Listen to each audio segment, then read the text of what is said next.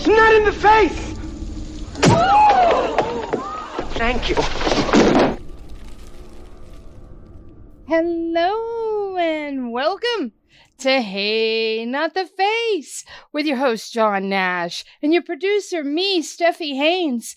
And today we're going to look at some more things that Dana White said in even more recent interviews.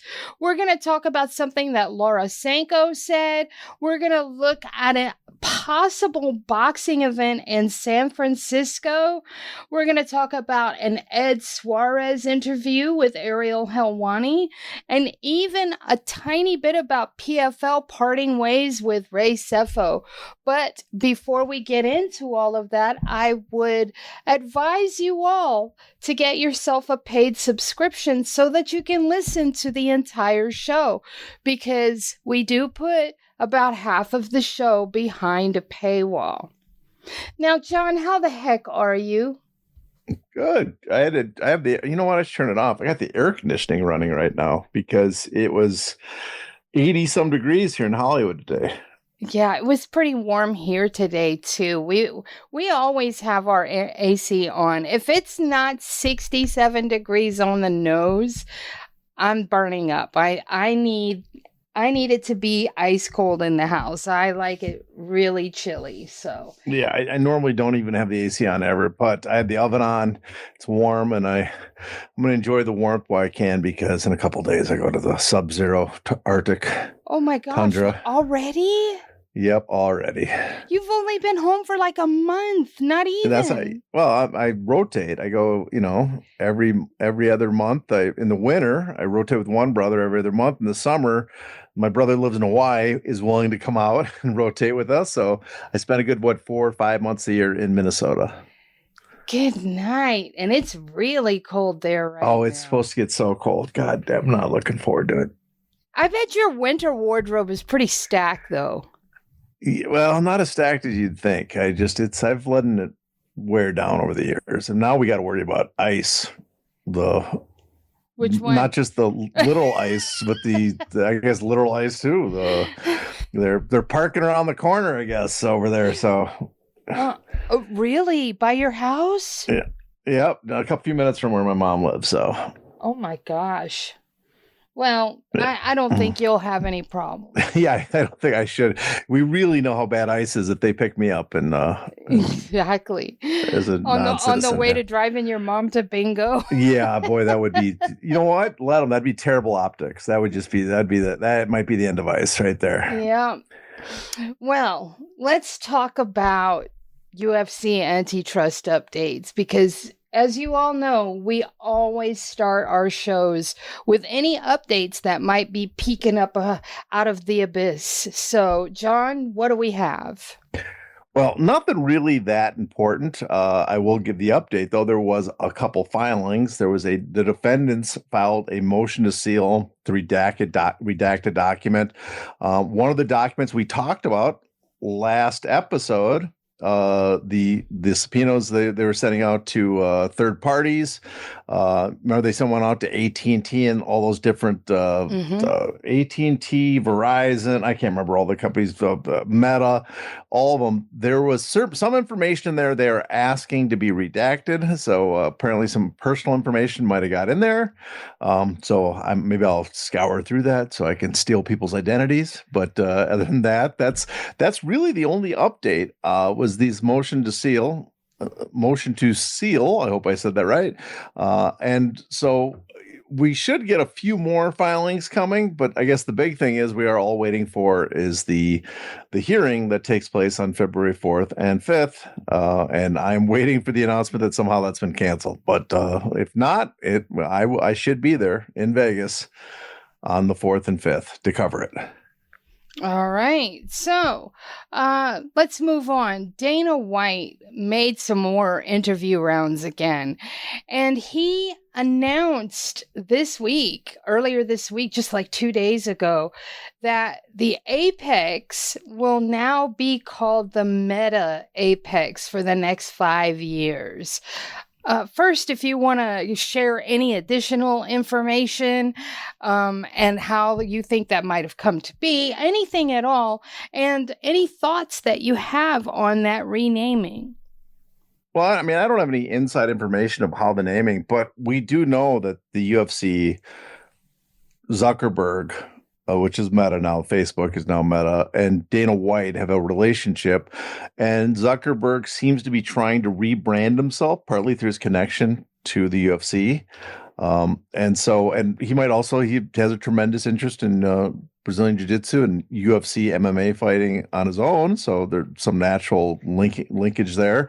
But it reminds me somewhat, remember there was some leaks, I think during the Meta antitrust case, about some messaging that he had hired some people to like redo his image. That was part of the company position. They were trying to redo his image because he was so disliked. And one of the things they've trying to do is make him more masculine.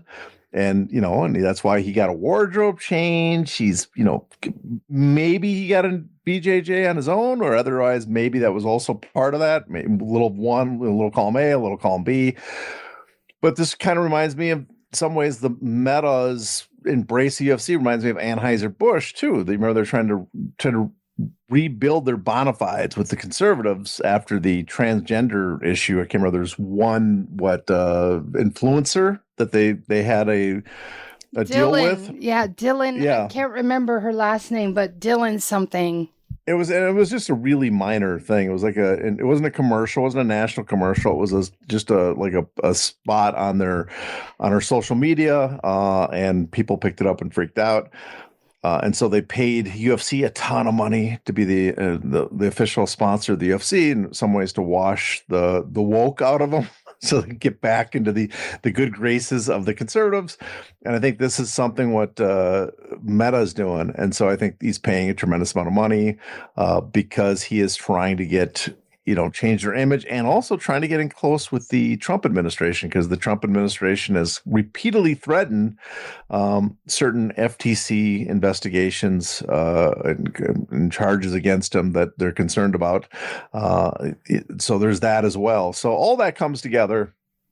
And so the UFC benefits again. They get a tremendous amount of money. Obviously, the talk will be like, oh, it's great for the UFC, but what about the fighters? We all know what the fighters get out of this. That's my hand motion there. If you can't see me. What they John get nothing. Means is bubkiss. Yeah, well, yeah, they do not get anything. There was a good Feldman, A.F. Feldman, I think his name is. Oh man, I apologize, Feldman. I can't remember your Twitter handle, but he had a thread talking about all the changes the UFC has done since UFC 100, around 100, I should say. It started before that. That all their policy changes that have basically been moving the revenue, from the advertising revenue, the sponsorship revenue, the image right revenue from the fighters towards the promotion. And this is, you could say this is not quite the same because it's not direct sponsorship of the fighters, but it's kind of more of the same, is that they have built the whole system where the UFC is the only brand that matters, and any sort of sponsorship doesn't go to the fighters. It goes to the UFC, it goes to their Apex, it goes to their arena, it goes to them, the brand alone. And so it's just more of the same. That's awful. Do we have any update if those bonuses are going to rise with this new broadcast rights deal? They said they would, so I imagine they will, but we've got no confirmation. I guess we will not know until the event itself. I mean, there has to be some sort of bonus. You cannot tell everybody you're going to have an increase in the bonuses or hint on it and then not do it. Especially since it's been since 2013, I think the $50,000 bonus was introduced. We are talking 12 to 13 years now without a change. After the tremendous amount of inflation we've had over the years, that's pretty remarkable. I suspect that they'll increase that, and I believe they will increase the minimum pay. I don't know what, but that's my thing. I suspect they'll do at the bare minimum, but I don't think I think minimum pay might go up a couple thousand. One last quick thing. Do you think they're scrambling right now that Kayla Harrison had to pull out? Scrambling? No, I don't. I don't think so. Tell you the truth. I mean, maybe a little bit. They already scrambled, didn't they? Move the Sean O'Malley fight to the co-main. Mm-hmm. But And so that's not really scrambling, though. That's just reorganizing. and I think that's all they do. They do. What hit are they really taking? Now, I'm sure they would like a better fight for the card because they want to make a good impression to kick off Paramount. But they are not. This is no longer the days of pay-per-view where the sales were variable and they needed sales on those pay-per-views. And they started, I mean, that's one of the reasons they started stacking the pay-per-views around 2015 because of the variability of those buys. And so they figured that if people are going to spend that much on the tickets, especially the Conor McGregor events, we better make sure there is a co-main. If I should say not just the tickets, the bars too, the increase in bars. For the big McGregor events, we better make sure there's a co-main that will keep the bout in place, that people will still show up. And I don't think they have that concern anymore because the variability is gone. It's the lumpiness has been removed, as they say. It's all guaranteed. So they are not going to break the bank, throw a ton of money at a fighter. A ton of money is all subjective here. It's not really a ton of money, but they're not going to go out of their way. It's all set. It's a machine. And so they will just move a fighter over and that's it. So I don't think, are they panicking? Are they making a lot of moves? No, I don't think. I mean, I'm sure there's some sleepless nights by the matchmakers because now they got to shuffle everything, but it's not like the old days where like we need a main card, we have no fighter, and we can't hold a pay-per-view without someone that can at least sell something. But I'm just saying because it's their very first event on the network. Yeah, I think you'd think they would, but I think they didn't. Whatever they didn't stack the card with is, whatever they were going to use for this card, they would have put on the card to begin with. All right. So bearing that in mind, Dana responded to fans' disappointment in the booking of Diego Lopez versus Alexander Volkanovski. And he basically said that if fans don't like it, they don't have to watch. He said that before over the years, but considering that this is the beginning of a brand new broadcast partnership, should he be so confident in saying that? I don't think it hasn't ever come back to haunt them. It's never come back to hurt them to tell fans, if you don't like it, don't watch. The fan base they have are basically content, happy, degenerate gamblers, a lot of them, to watch whatever the product is. A lot of people are starved now because we haven't had MMA for a while. I don't understand these people that are like they're jonesing for their fix of MMA. I think if there's nothing of quality to put out, I don't mind having free time. It's nice to go do other stuff. But a lot of people, the fan base, they are waiting to see something and they will basically watch anything. The UFC has conditioned the fans to do that. So there's no, if there was another alternative, perhaps this would hurt the UFC. But if you're an MMA fan, MMA, there's no such thing truthfully anymore as an MMA fan. That's gone out over the years. If you're an MMA fan, you're a UFC fan, and they're the biggest promotion. So when they have events, you're going to watch almost no matter what.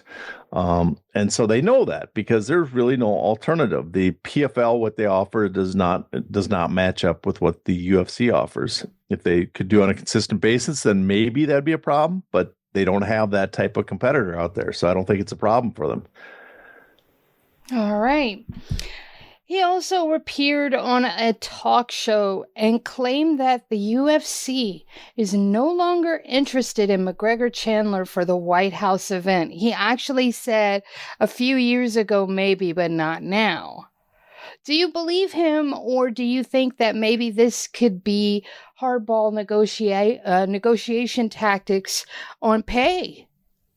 I mean, it possibly could be, but I think it's Ryan Harkness said this, and I could be wrong again, but I think it's from MMA Mania. I think he had this in social media. If it's whoever else, if it wasn't Harkness, I apologize, but it sounds like something Harkness would say. It was a good observation. And his observation was he thinks that Conor McGregor is refusing to sign an extension with the UFC. And if that's the case, why give him fights that he could win, big fights, right? Why not put him up against some young stud to get the crap kicked out of him so they can give the rub to the guys they want they're going to be hanging around? If that's that's a possibility. That's the type of behavior the UFC's shown in the past.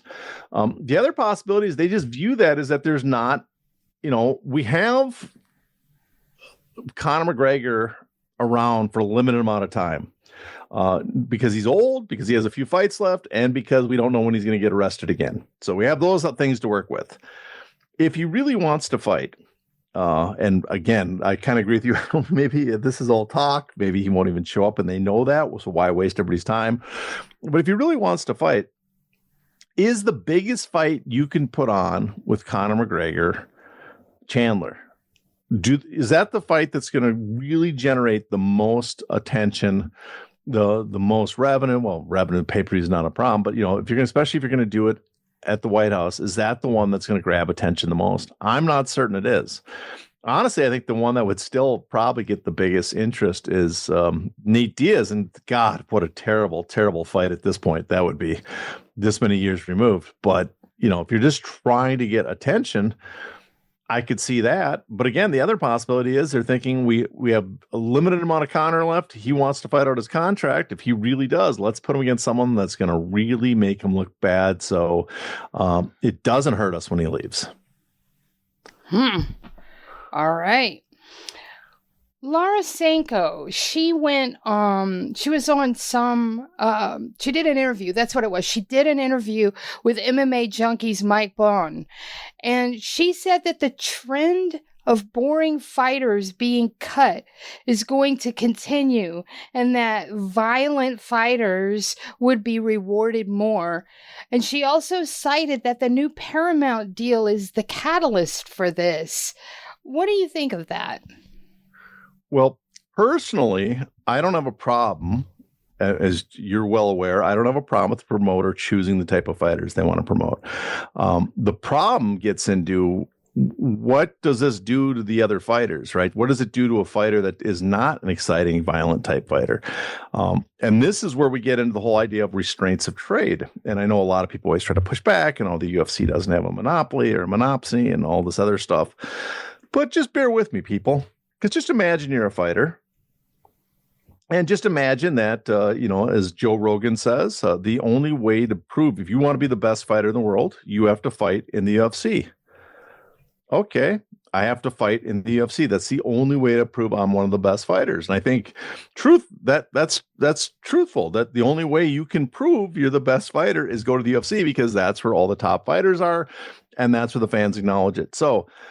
But the UFC can deny you entry to prove that you're one of the best fighters. Even if you are one of the best fighters in the world, even if you beat everybody else, they theoretically, now you can argue the UFC doesn't do this, they still bring in guys that are boring, just on a theoretical idea. The UFC on their own can declare that we do not want this fighter for whatever reason because he's boring or he will not cave in on our negotiations, right?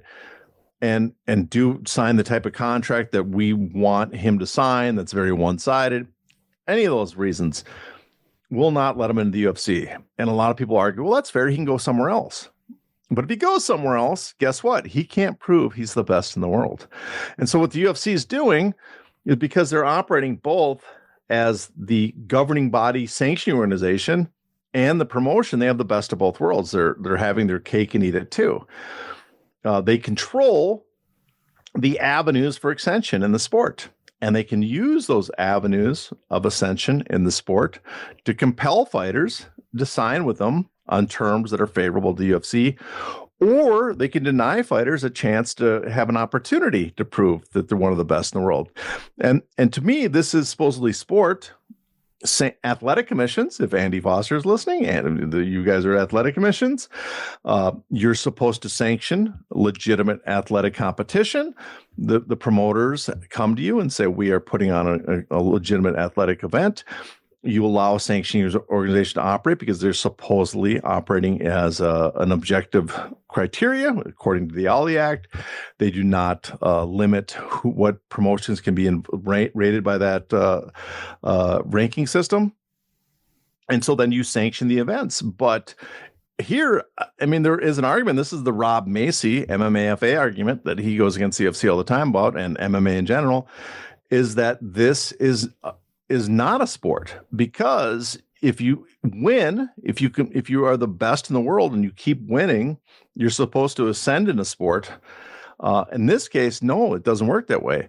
No, I mean, it does in many ways, because we watch it. The guys that win in the UFC move up the rankings, and so it does seem to have some sort of competitive merit there base. But again, in the hypothetical, the UFC could always deny you based solely on the fact that you're not exciting. So, as a sport, you're supposed to ascend through sport, through competition, through winning.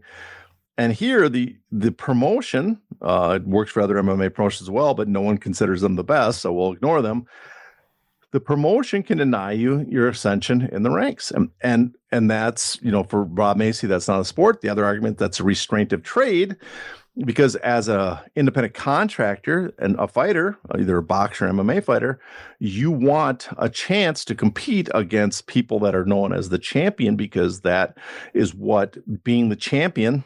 Through all sorts of analysis, we show that the top fighters make the most, they generate the most interest, the most revenue, the most money. And so by being denied them, you're denied a chance to rise to the very top and make as much money as possible.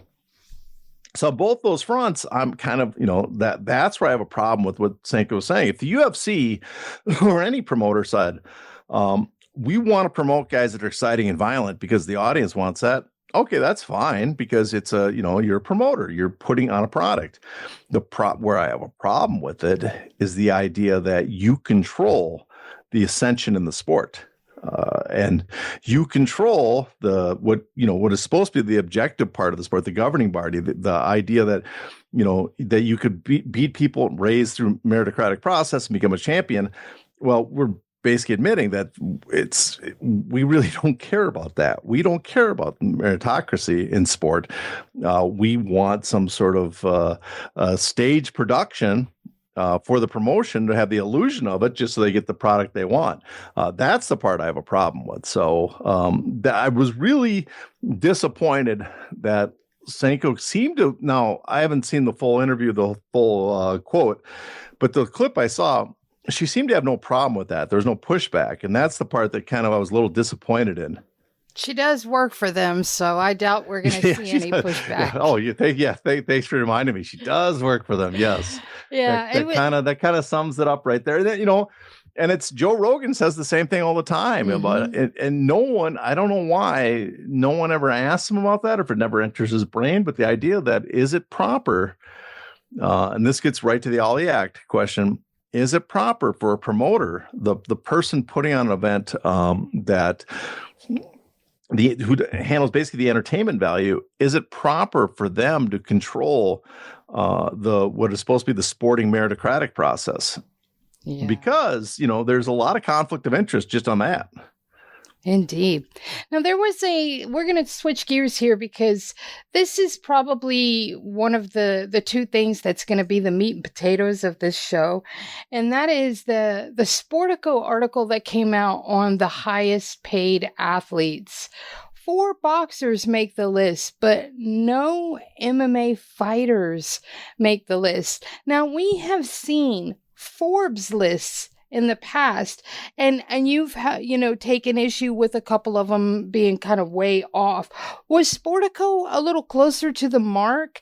And my second question is, does this tell us anything about the difference in pay between boxing and MMA? Well, let's first get to the numbers. These numbers are always kind of all over the place. The good thing about boxing generally compared to MMA, at least, on the spot. The good thing about MMA and UFC is we have the antitrust case. So we can go back and compare the numbers as they're revealed with stuff Forbes and other people estimated at the time. And we now know that Conor McGregor's numbers were incredibly inflated. He didn't make anything close to that. Now, on boxing, it's been kind of the reverse, although lately it seems like there's a lot of inflated purses out there, and a lot of them are on these websites that I've never heard of, and I don't trust the people involved. But in boxing in the past, Lance Pugmire and Idek and Raphael and just Dick Donovan and just anybody, if you like them or don't like them, the numbers they would post from, I remember 10 years ago, you'd see it and wonder if it's true. And then a lawsuit would come out with like Bud Crawford or Canelo or someone and look and go, oh, the number was accurate. They were very close, sometimes spot on. And so in boxing, there seemed to be a much more, at least in the United States, for various reasons. I think the UK has its problems, and I've talked to UK reporters how it's often harder to get the numbers behind the scenes. Except for guys like Joshua and others that have filed with Company House, because that's the other benefit we have in boxing. We have this Company House in the UK where they file their finances, and we can kind of make very good estimate of what they're earning based on that. But the United States, the information gets leaked because so many people generally know what the boxer's getting paid as part of the negotiation process compared to MMA, because you have the two sides have to negotiate. Their management has to be part of it. Multiple promoters, I said, the sanctioning organizations demand to know every little last cent that's being paid out. The athletic commissions have to have contracts filed with them to a greater degree than you see with the MMA. So the information was there. And so we could kind of compare it and see that Forbes might be off a little bit over the years, but generally they're getting their information from boxing media. And so it's more accurate. Now here in Sportico, there's a couple things that threw me off about this. Going at the estimates that other people throw around, it seemed pretty close to what they're having, because we have amongst the list, we have Canelo Alvarez. I'll skip Canelo. He's the one that's probably him and Bud Crawford are probably the ones that might be off based on the information that's floating around. But they have Canelo at 125 million earned in the ring, Bud Crawford at 60 million. Then they have Jake Paul at what I think 40 million or 50 million in the ring, and the Monster Inoue at 45 million. So that's the list of the highest paid athletes, boxers, and that seems for Inoue, that seems very plausible based on he had 4 fights, based on what he's supposedly getting paid around now, what's been reported in Japan, all those things. And for Jake Paul, that seems based on what we know on his previous fight with Mike Tyson. That seems well within the possibility that he would have got something like that. So 50 million seems, believable on his end. But where I think it's probably wrong is Crawford and Canelo, because in the article itself, it says they were told by sources that Canelo signed a 4-fight, $325 million deal, which, seems within the realm of possibility based on what Canelo makes. Because let's not forget, we know that DAZN was paying Canelo at the time $35 million for just the broadcast rights to his events. And then he would also get a piece of the gate, majority of sponsorship, some Mexican TV rights. So he was making under DAZN, those few fights with DAZN, well over $35 million a fight, probably around 45, 50 million on average. And this is, supposedly an improvement on that, a big improvement. So 4 fights, 325 million. That's $81 million a fight. Well, he's had 2 fights this year, and they only have him listed at 125 million. And that the Crawford fight was supposedly paid him a lot more than any of his previous fights. So 100 million plus is what's floating around. And it's, maybe not the 250 million ridiculous numbers thrown around, but a very large amount. So I would guess that Canelo actually made more than the $125 million they have listed here.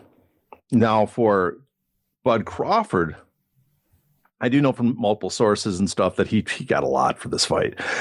Did he get 60 million? That's higher than what I heard from other people. I heard it was like 30, 40, maybe 50. But here it says 60 million. I think this might be inflated slightly. But if you put them together, 185 between the two of them seems very plausible. And we won't know for a while probably what they got, or ever what they got paid. But if lawsuits come out, the numbers might be revealed. We've gotten previous numbers for Bud Crawford that way. previous numbers for Canelo, so who knows? But at the same time, it does fit within what we know about boxing, and all of them seem, based on people in the industry say these seem like very plausible numbers, except for, like I mentioned, Canelo, probably Crawford maybe being a little too high, and Canelo being a little too low, considering he had 2 fights. And now the other part of your question, right? What does it say about MMA? Was that the second part? What does it say about the difference? Does it tell us anything about the difference in pay between boxing and MMA? Would you be shocked if I said, yes, it does tell us something? Now, this is what's interesting. There's 4 fighters here. Combined total, according to Sportico, we have Crawford, not Crawford, I should say. We start with Canelo at $125 million, number 2 in the world, the highest paid athlete. We have Bud Crawford at 60, that gets 185. We have 45 million for Inoue, that's 230. And then we have 50 million, and just as just their fight purses. So 280 million for these 4 fighters combined, not counting their sponsorship money. This is just their fight purses they're paid, not their endorsement deals. So 280 million. To access the bonus content of this episode, you must be a paid subscriber. To do that, go to heynottheface.substack.com and subscribe today.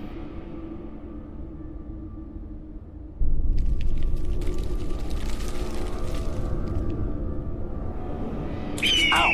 Ow! Not the face! Ooh! Ooh! Okay, the face!